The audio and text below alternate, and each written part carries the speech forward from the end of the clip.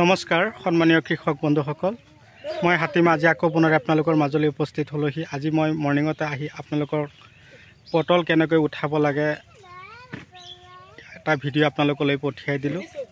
আশা কৰোঁ আপোনালোকে মোৰ ভিডিঅ'টো স্কিপ নকৰিব, আৰম্ভণিৰ পৰা শেষলৈকে নিশ্চয় চাব।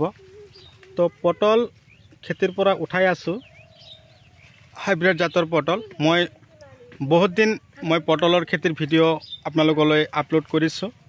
তো কথা হ'ল কি, বৰ্তমান যিটো সময় আহিছে, তো পটল উঠাওঁতে বিকোতে সময় কিন্তু অন্তিম সময়ত আহি পাইছোঁ।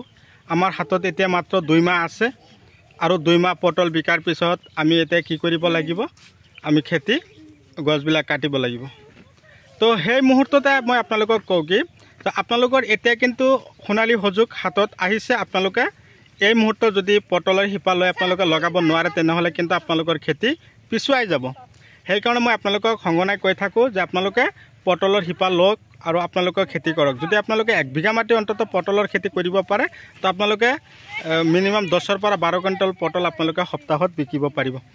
তো আজি মই খেতিত একদম 5টামান বজাত আহিছোঁ মৰ্নিঙত। আহি কিনে 11জন মানুহ লৈ একেলগে উঠালোঁ। ইয়াত অলৰেডি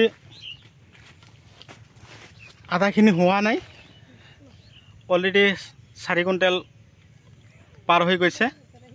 তো এই 4 কুইণ্টেল পটল এতিয়া মই বস্তাত পেক কৰিম। পেক কৰি কিনে মই মাৰ্কেটলৈ লৈ যাম। চাওক, এতিয়া কিন্তু ঠাণ্ডা আহি গৈছে। ঠাণ্ডাৰ সময়তো চাওক মোৰ পটলৰ চেহেৰা, ধৰণ, আকৃতিটো চাওক, আপোনালোকক মই দেখুৱাই আছোঁ, চাব পাৰিছে। একদম শকত শকত হৈ আছে আৰু পুৰা চিকচিকীয়া হৈ আছে। তো আৰু এটা কথা হ'ল কি, এই হাতত এটা পোক দেখা পাইছে না, এই এটা পোক। এই পোকটোৱে কি কৰে, পটলৰ ওপৰত তাৰমানে জিভাই দি চেলেকি থাকে, লেধা পোক বুলি কওঁ আমি। এই লেধা পোকটো আমি কেনেকৈ খেদিম? এই লেধা পোকটো আমি খেদিবলৈ হ'লে প্ৰয়োজন হ'ব পকেট, লুব্ৰিঅ, দাহাত, ডাষ্টাৰ। এইবিলাক ঔষধ আমি সঘনাই খেতিত স্প্ৰে কৰিব লাগিব। সপ্তাহত এবাৰ স্প্ৰে কৰিলে যথেষ্ট। তো এই হাইব্ৰিড পটল যদি আপোনালোকে কৰাৰ কাৰণে ইচ্ছুক, তেনেহ'লে আপোনালোকে আৰু দেৰি নকৰিব। আপোনালোকে ততাতৈয়াকৈ আপোনালোকে শিপা যদি লাগে মোক যোগাযোগ কৰিব। ডিছক্ৰিপশ্যনত থাম্বনেইলত অলৰেডি নাম্বাৰ দি দিছোঁ। আপোনালোকে নাম্বাৰ সংগ্ৰহ কৰি মোক ফোন কৰিব, মোক যোগাযোগ কৰিব। মই আপোনালোকক যোৱা বছৰৰ দৰে এই বছৰো মই আপোনালোকক এনেকুৱা ধৰণৰ পটলৰ শিপা যোগান ধৰিম। তো এই হাইব্ৰিড পটল আপোনালোকে বেছি কৰিব নালাগে, অন্তত 1 বিঘাকৈ মাটি যদি আপোনালোকৰ পটলৰ খেতি কৰিব পাৰে, বছৰেকত মিনিমাম আপোনালোকে 2.5 পৰা 2,70,000 এনেকুৱা টকা আপোনালোকে বিকিব পাৰিব। আদাখিনি উঠাইছোঁ, আপোনালোকে চাওক। আদাখিনি আজি উঠাম, হোৱাই নাই আদাখিনি, ইফালে উঠাই আছে। 11জন মানুহে উঠাই আছোঁ, মোক লৈ 11জন। তো এই পটল আপোনালোকে বৰ্তমান আপোনালোকৰ ফালে পটলৰ বজাৰ কেনে আছে আপোনালোকে কমেণ্ট কৰি জনাব। আৰু লগোৱাৰ পদ্ধতিটো মই অলৰেডি কৈ দিম। তাৰ আগতে কৈছোঁ, আপোনালোকে যদি মোৰ চেনেলৰ নতুন ভিউৱাৰ্ছ হিচাপে আছে, তেনেহ'লে মোৰ চেনেলটো ছাবস্ক্ৰাইব কৰি দিব আৰু কাষত থকা বেল ঘণ্টিটো লাহেকৈ বজাই দিব, যাতে এনেকুৱা ধৰণৰ উন্নত জৈৱিক, ৰাসায়নিক আৰু বৈজ্ঞানিক পদ্ধতিৰে কৰা খেতিৰ ভিডিঅ' নটিফিকেশ্যন অলৰেডি আপোনালোকে প্ৰত্যেক দিনে এটা এটা পাই থাকে। তো বৰ্তমান ঠাণ্ডা পৰি আছে। মই মাজে মাজে কি কৰিছোঁ, খৰাং বতৰ হ'লেও মই মাজে মাজে জলসিঞ্চন কৰি আছোঁ পটলৰ খেতিত। তাৰমানে জলসিঞ্চন কৰিব লাগিব। পটলৰ তাৰমানে পানীৰ কাৰণে পাগল। যিমান জলসিঞ্চন কৰিব পটলৰ গছ সিমানে সুস্থ হৈ থাকিব। আৰু মাজে মাজে আপোনালোকে দানা দিব, ৰাসায়নিক সাৰ অলপ খটাই দিব। তাৰমানে কি হয়, এইবিলাক খেতিৰ কাৰণে পানী অলপ বেছি বেছি দি থাকিব। আপোনালোকে সঘনাই যদি সপ্তাহত এবাৰকৈ পানী দিব পাৰে, তো ছাফিচিয়েণ্ট, কোনো ধৰণৰ প্ৰব্লেম নাই, যথেষ্ট পৰিমাণে ফলন আহি যাব। মানুহে কৈ থাকে যে ঠাণ্ডাৰ প্ৰকোপটো বাঢ়ি যায়, বাঢ়ি যোৱাৰ পিছত পটল অট'মেটিকেলি কমি যায়। আপোনালোকে খেতিত যতন কৰিব লাগিব। ঠাণ্ডা পৰিছে কাৰণে যে খেতিত ফলন কমি গৈছে, খেতিত আৰু কাম বন নকৰোঁ, খেতিত যতন নলওঁ, তেনেকুৱা যদি আমি কৰি থাকোঁ, তেনেকুৱা পদ্ধতিমতে খেতি কৰিলেতো আমি খেতিৰ পৰা ফলন আমি কেনেকৈ পাম? তো মই যোৱা বছৰ কিন্তু আপাৰ আছাম, লয়াৰ আছাম, মধ্য অসম, তাৰমানে চব ঠাইতে মই পটলৰ শিপাৰ যোগান ধৰিছিলোঁ। তো এই বছৰতো মোক বহুতে দাদাই কমেণ্ট কৰিছে যে পটলৰ খেতিৰ ভিডিঅ' লাগে মই সেইকাৰণে আপোনালোকক আজি নতুনকৈ পটলৰ খেতিৰ ভিডিঅ' এটা আপোনালোকলৈ আপলোড কৰি দিলোঁ। তো এই পটল ক'বলৈ গ'লে চব্জিৰ ভিতৰত আটাইতকৈ তাৰমানে টকা উপাৰ্জন কৰা প্ৰথম স্থান দখল কৰিছে হাইব্ৰিড জাতৰ পটলে। এইবিলাক পটল যোৱাকালি শিৱসাগৰৰ পৰা আহিছিল, দাদা এজনে আহি কিনে মোৰ পৰা পটলৰ শিপা লৈ গৈছে। মই আমাৰ টাউনতে দাদাক লগ কৰিছিলোঁ, লগ কৰি কিনে দাদাক মই পটলৰ শিপা দি দিছোঁ। দাদা আৰু 2 বিঘাৰ কাৰণে ল'ব। তো আপোনালোকৰ যদি এনেকুৱা ধৰণৰ শিপা লগা হৈছে তেনেহ'লে আপোনালোকে মোক যোগাযোগ কৰক। এয়া চাওক, অলৰেডি মই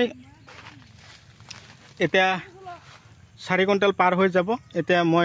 এতিয়া বস্তা আনিছোঁ, বস্তাত পেক কৰিম। পেক কৰি কিনে আজি ধৰক বেটচিমাৰি মাৰ্কেটলৈ লৈ যাম। তো আমাৰ ওচৰতে একেবাৰে মাৰ্কেট আছে, কোনো কথা নাই। যদি আমি 15-20 কুইণ্টেলো মাল লৈ যাওঁ তথাপি আমাৰ কাৰণে কোনো ধৰণৰ প্ৰব্লেম নাই। তো আপোনালোকেও এনেকুৱা ধৰণৰ খেতি কৰিব বুলি মই আশা কৰোঁ।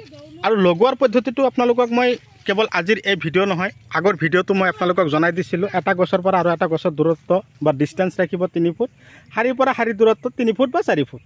যদি মাটিৰ গুণাগুণ ভাল আছে 4 ফুট দিব, যদি মাটিৰ গুণাগুণ সিমান এটা ভাল নহয় তেনেহ'লে আপোনালোকে 4 ফুট দিব লাইনটো। এই পদ্ধতি মতে আপোনালোকে যদি কৰিব পাৰে আপোনালোকে যথেষ্ট পৰিমাণ আপোনালোকে উপাৰ্জন কৰিব পাৰিব।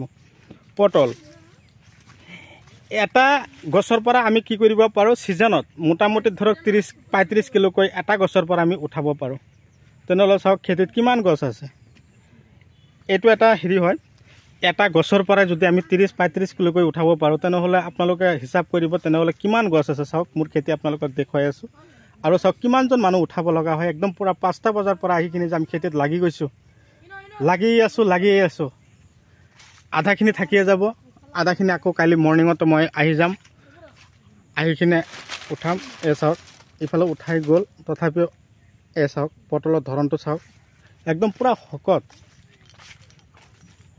তো বন্ধুসকল ভিডিঅ' চাই কেনে পালে, যদি আপোনালোকৰ ভাল লাগিছে আপোনালোকৰ মূল্যৱান আঙুলিৰ এটা লাইক দি দিব, আৰু যিমান পাৰে মোৰ ভিডিঅ'টো আপোনালোকে শ্বেয়াৰ কৰিব।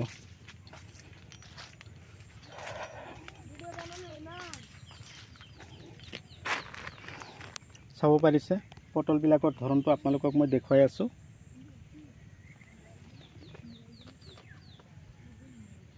চাব পাৰিছে না, একদম পূৰা কলা আৱৰণ হৈ আছে, চাইছে।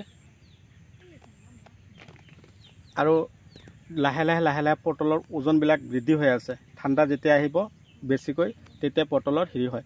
তাৰমানে ভাদ মাহৰ পৰা ভাদ, আহিন, কাতি, আঘোণ এইকেইটা মাহত পটলৰ ওজন আৰু বেছিহে হয়।